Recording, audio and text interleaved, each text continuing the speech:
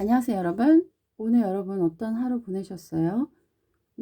저 같은 경우는 오늘 하루 종일 집안일 하느라고 좀 많이 피곤했던 것 같아요. 네, 그래서 장 보고 요리하느라고 하루 종일 시간을 다 보낸 것 같아요. 그래서 요리를 오랫동안 했더니 좀 피곤해가지고요. 좀 잤습니다. 네, 자고 일어났더니 12시가 좀 넘었더라고요. 그래서 열심히 정치 그런 토론을 좀 보다가 또 이제 좋은 이슈가 생각이 나서 여러분과 대화를 하고 싶어서 이렇게 바느질 토크 시작합니다. 제가 정치에 관심을 갖는 이유는 뭐냐면, 어떻게 하면 정책적으로 사회적 약자들을 도울 수 있을까? 그런 거에 저의 그런 눈이 떠질까 싶어서 이제 정치에 관심을 갖게 되었는데요. 한 정치학자가 한 말이 좀 되게 마음에 남네요. 사회적 가치를 권위가 바람직하게 나누는 것, 그것이 정치다. 이렇게 얘기하더라고요.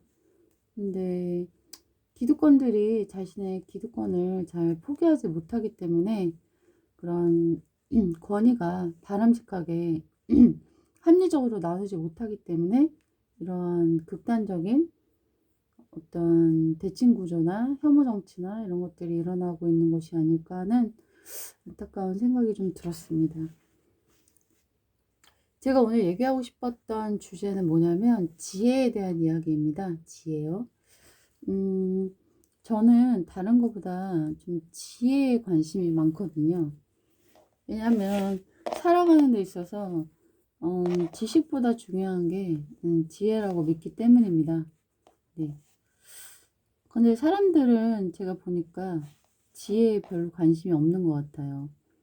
왜냐하면 좀 성공이나 뭐 부자가 되는 거나 그런 거에만 좀 되게 많이 몰두되어 있는 게 아닌가 이런 생각이 들거든요.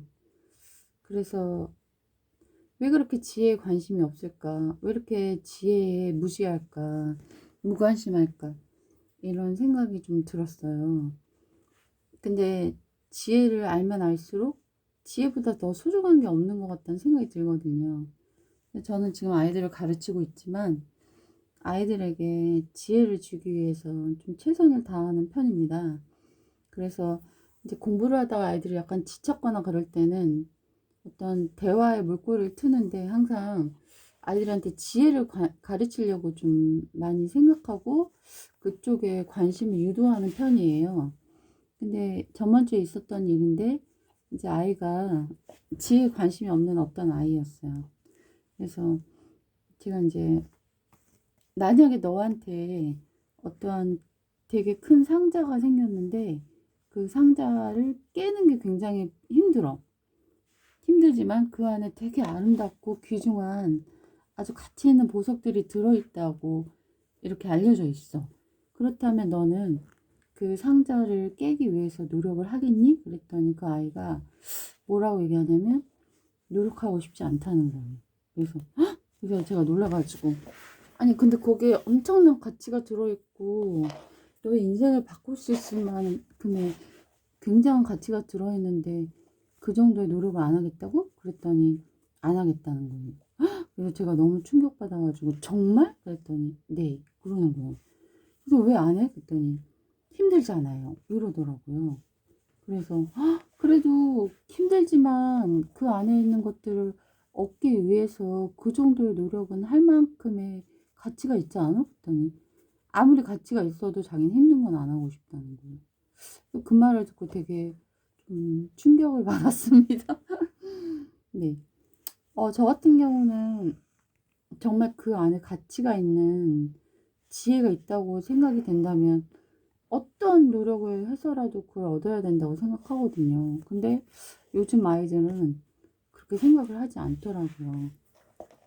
그리고 그와 같은 노력을 하지 않고. 걔 생활 습관이나 이런 걸 제가 좀 물어봤더니 이제 고학년임에도 불구하고 하루에 12시간씩 잔다는 거예요. 그래서 아니 초등 고학년이 12시간을 자? 그랬더니 자기는 늘 그렇게 자왔다는 거예요. 그래서 근데 그때 수업을 하는데 너무 피곤해가지고 왜 그렇게 피곤해하니 그랬더니 잠이 적어서 그렇다는 거예요. 그래서 얼마나 잤길래 잠이 적니? 그랬더니 8시간밖에 못 잤다는 거예요. 그래서 8시간이 적은 거야? 그랬더니 자기한테는 적은 거라는 거예요. 그래서 오늘 너무 피곤해서 낮잠도 잤다고 그 얘기를 하더라고요. 그래서 제가 초등학생들을 제가 뭐 자녀가 없으니까 키워보지 않아서 그게 어느 정도 수면 양인지는 정확하게 가늠이 되진 않지만 그래도 12시간을 자는 거는 좀 아니지 않나 그런 생각이 들었거든요. 그러니까 하루 24시간의 절반을 잠으로 그냥 보내는 거잖아요. 그거는 되게 좀 가치 없는 일이 아닐까. 우리는 좀 더 가치 있는 활동을 해야 되지 않을까. 전 이런 생각이 좀 들었거든요. 근데 그 아이뿐만 아니라 제가 볼 때 이제 사람들은 그 지혜를 얻는데 별로 노력을 하지 않는 것 같아요. 예. 왜냐하면 뭐 삶이 힘들고 퍽퍽하고 노동이 피곤하고 하니까 아무래도 자기가 보내는 그런 시간에 좀 편안하게 보내고 싶은 마음이 있어서 그럴 수 있을 것 같긴 하거든요. 하지만 그렇다 그래도 우리가 살면서 정말 지혜는 너무 많이 필요하잖아요. 네, 인간관계에서도 그렇고, 일에서도 그렇고, 선택의 부분에서도 그렇고, 지혜가 안 들어가는 부분이 없지 않나 싶어요. 근데 사람들이 좀 지혜나 이런 것보다는 순간적인 만족, 순간적인 기쁨, 쾌락, 이런 쪽에 너무 마음을 쏟는 게 아닌가, 이런 생각이 들어서 조금 안타까웠습니다. 저는 오늘 하루 종일 탈무드를 들었습니다. 탈무드가 정말 너무 내용이 좋더라고요. 그래서 정말 듣다가 멈추기를 몇 번이나 했는지 모르겠어요. 정말 마음에 꽂히는 구절들이 너무 많아서 듣다가 메모하고 듣다 메모하고 그거를 무수히 반복했습니다. 그 중에 예화 이제 2가지만 제가 들려드릴까 해요. 그 중에 한 예가 뭐였냐면 어떤 배가 있었는데 그 배가 아주 멋진 섬에 도착했거든요. 그 섬은 정말 지상 낙원과 같은 모습이었어요. 막 맛있는 과일이 주렁주렁 달려있고 막 아름답고 근데 그 배에서 내린 사람들이 그 섬에 들어가서 정말 즐기는 사람도 있었지만 한 발자국도 내리지 않고 그냥 배에만 앉아 있었던 사람도 있었고 잠깐 내려서 섬을 맛보고 배에 올랐지만 그동안에 이제 누렸던 좋은 좌석은 빼앗긴 상태였죠. 그렇게 간 사람도 있었고 설마 선장이 우리를 버리고 가겠어? 하면서 막 진탕 놀다가 겨우 배가 막 출발해가지고 막 수영해가지고 온몸이 다쳐가면서 겨우 배를 허겁지겁 탔는데 얘네가 승선해서 내릴 때까지도 그 상처가 아물지 않았던 무리도 있었고 아예 타지 못한 사람도 있었습니다. 그 예화가 좀 되게 마음에 남았어요. 근데 그 예화가 무슨 뜻이냐 하면 이제 그 섬은 쾌락이죠. 쾌락. 아예 쾌락을 맛보지 않은 철저한 금욕주의자들도 있고 적당히 어느 정도 선에서는 죄가 되지 않은 선에서는 즐기는 무리도 있었고 그리고 좀 과하게 즐겨서 많은 것을 잃어버린 사람도 있었고 전부 다 잃어버린 사람도 있었던 거죠.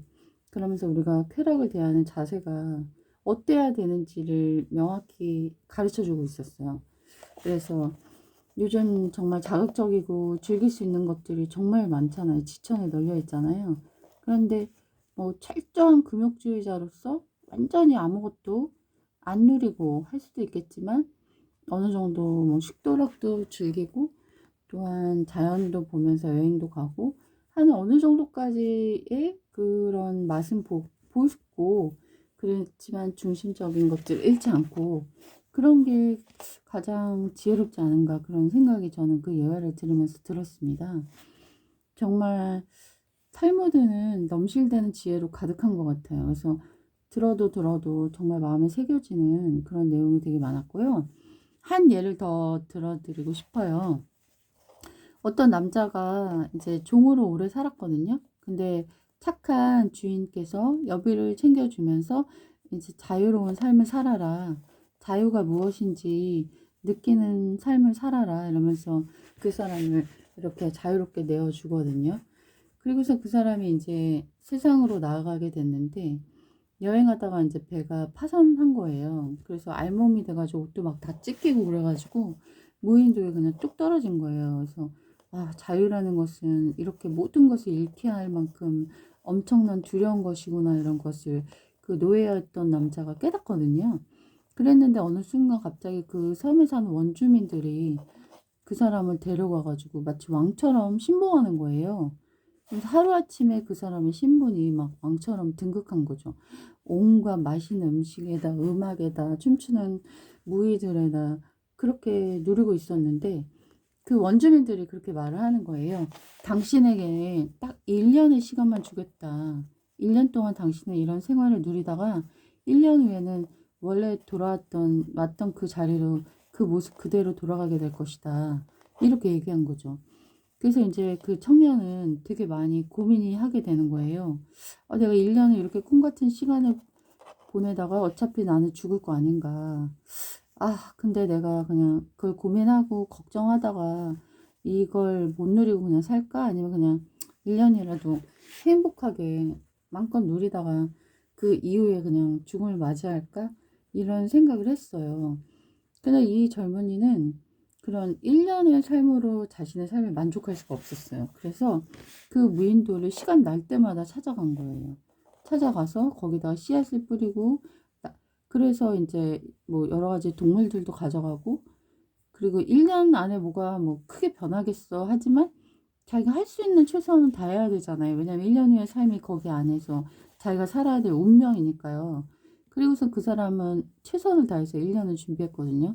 근데 1년이 지났을 때 그가 도착한 그 무인도는 그가 이전에 알던 무인도가 아니었던 거죠.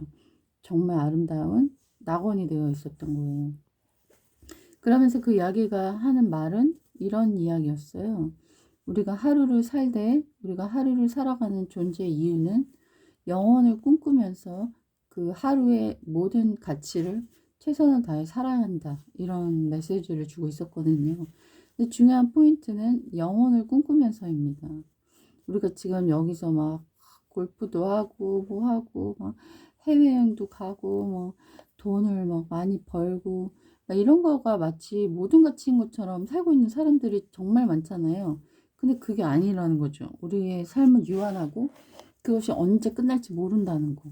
그리고 그 이후에는 심판이 있다라는 그런 메시지를 주고 있는 것 같았어요, 저는.